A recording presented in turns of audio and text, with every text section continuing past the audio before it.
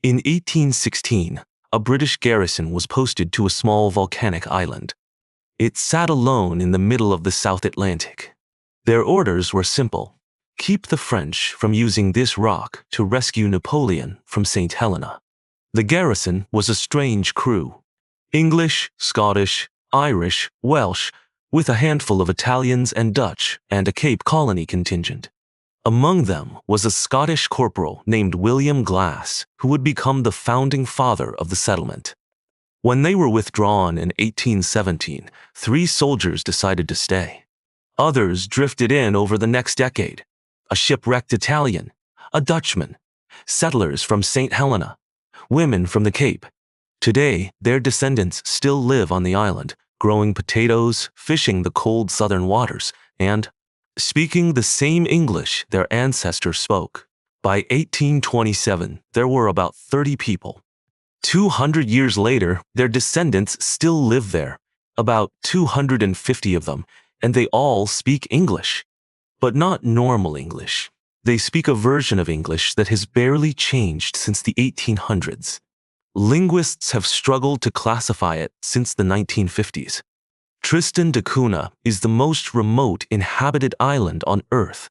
It sits 1,750 miles off the coast of Brazil, 1,500 miles from the coast of South Africa, and 1,200 miles from the nearest mainland English speaker. The island itself is only about 7 miles across. The main settlement, Edinburgh of the Seven Seas, sits at the base of an active volcano called Queen Mary's Peak. The island is shaped roughly like a circle, with a single cone of rock rising out of the middle. The volcano last erupted in 1961. It forced the entire population to evacuate to the United Kingdom for 2 years. Most of them hated it. The climate was wrong, the food was wrong, the noise was wrong. The Tristan rock lobster is prized in restaurants from New York to Tokyo. When the volcano settled, almost everyone went home. Mail arrives by boat. A scheduled call to the outside world happens maybe once a month. Today, the population is about 250 people. The economy runs on fishing, especially Tristan rock lobster, exported to the United States and Japan.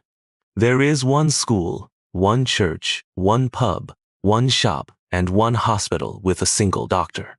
A postcard from there takes 6 weeks to reach London. There is no airport. The only way in or out is a 7-day boat trip from Cape Town, and it only runs about 9 times a year. Mobile phones arrived in 2006, the internet in 2009. Television arrived in 2001, but the reception was terrible. In other words, Tristan is about as isolated as a community can be in the 21st century. There are around 31 distinct vowel sounds in the Tristan system, and it is also one of the most linguistically interesting places on Earth. Linguists first started paying serious attention to the Tristan accent in the 1950s. A researcher named Peter A. Owen recorded several speakers and published the first proper academic description. Some older speakers even pronounce the letter H in words where standard English drops it. He wrote that the accent sounded like a remarkable preservation of early 19th century dialects, with striking consonant shifts that did not match anything heard on mainland Britain. The vowels, in particular, were unusual. Listen to a Tristan speaker say the word water. The vowel sits between the 2 main British vowels. Most modern English accents split the short A, like in cat, from the broad A, like in bath. Listen to a Tristan speaker say the word bird. It rhymes more with beard than with British English. Tristan speakers use a single vowel for both, somewhere in between. Every visitor to the island since the 1800s has remarked on the strange music in the speech. This is closer to how English was spoken in the early 1800s than to any modern accent. But there were also features that never existed in any 1800s dialect. The R is strongly pronounced in every position, even before consonants and at the end of words. Modern English dropped the post-vocalic R almost everywhere. Tristan kept it. The W in words like which is pronounced as a full W, not the modern HW. This matches some older British dialects, especially in Scotland and Northern Ireland.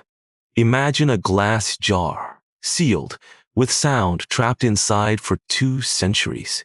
The th sound at the start of the word the is pronounced with the tongue behind the upper teeth, not between them.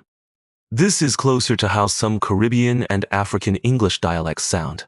It may reflect the influence of the Cape Colony settlers who joined the founding community. The overall effect, when you hear it, is unusual. It sounds like someone doing a Victorian London accent, mixed with rural Irish, mixed with something vaguely South African.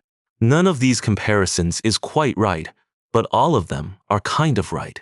There has never been a mass media on the island, no national broadcaster shaping how people speak. Here is the bigger puzzle. Language normally changes fast. Even small, isolated communities develop local variants within a generation or two. London accents have changed dramatically every 50 years. Rural Welsh accents have changed. Even Iceland, one of the most stable places on Earth, has had measurable shifts. Even today, most residents never watch mainland television. Tristan has barely moved. Why? Reason 1. Extreme isolation.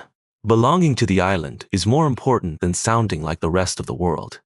Until the 1950s, the only way to reach Tristan was by a long sea voyage. Residents married other residents. Children learned to speak from their parents, who learned from theirs. Going back 8 or 9 generations of continuous speech. It is a kind of unspoken rule. Sound like Tristan, or be a stranger forever. There was almost no outside input to the sound system. Reason 2. A tiny, stable population. With only a few hundred people, linguistic variation has nowhere to go. Every new feature either spreads to the whole population quickly or dies out. There is no second city to develop a counter-accent. Reason 3. Low mobility. Some evenings, the village gets a clear satellite signal. Sometimes not. Until the 1960s, most Tristan residents never left the island. They did not travel to Britain for school. They did not emigrate for work. They did not take vacations abroad. The accent had nothing to absorb.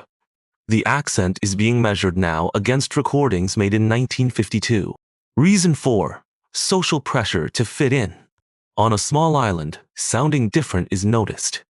The accent has a strong social function. It is how you signal you belong here. Outsiders who tried to settle, including several who married into Tristan families, often had to soften their original accent. Even the youngest children still pick up the local rhythm from their grandparents. Reason 5. The founding population. The original settlers came from so many places that no single accent could dominate. Instead, the population converged on something nobody was using at home. Once this compromise was established, it became the only dialect anyone heard, and it froze in place. The jury is still out on whether the accent will dissolve or hold. This is called founder effect. The specific mix of founders determines the long-term trajectory of a community's language. Tristan's mix was unusually diverse, which produced an unusually stable equilibrium. This is starting to change. Since the early 2000s, more Tristan residents have traveled abroad. Each new interview adds another piece to the puzzle. For school, for medical care, for work. The island now has internet, mobile phones, satellite television. Some researchers have spent decades going back year after year.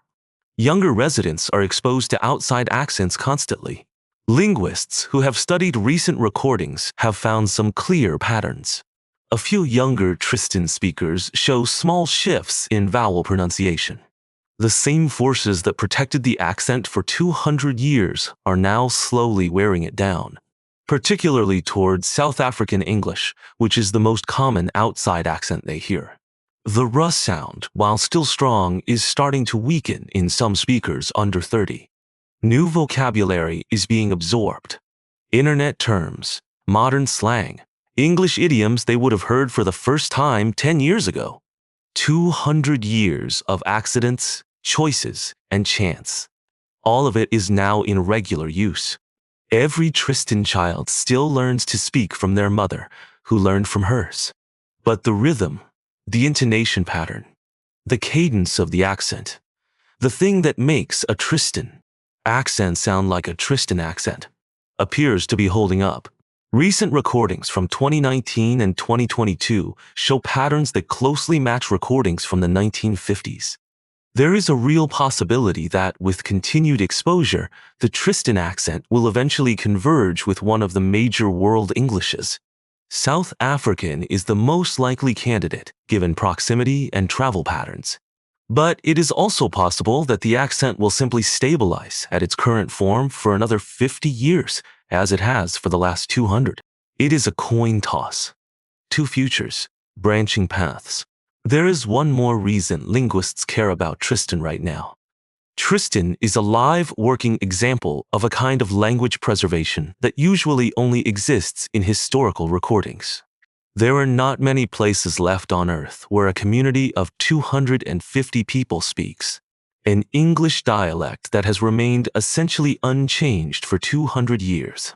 Researchers from the University of Cape Town, the University of Leiden, and several British institutions have been documenting the Tristan accent heavily since the 1990s. They are collecting recordings, building phonetic archives, mapping the sound system against other historical dialects. The hope is to capture as much as possible before the outside world finishes doing what outside worlds always do: change it.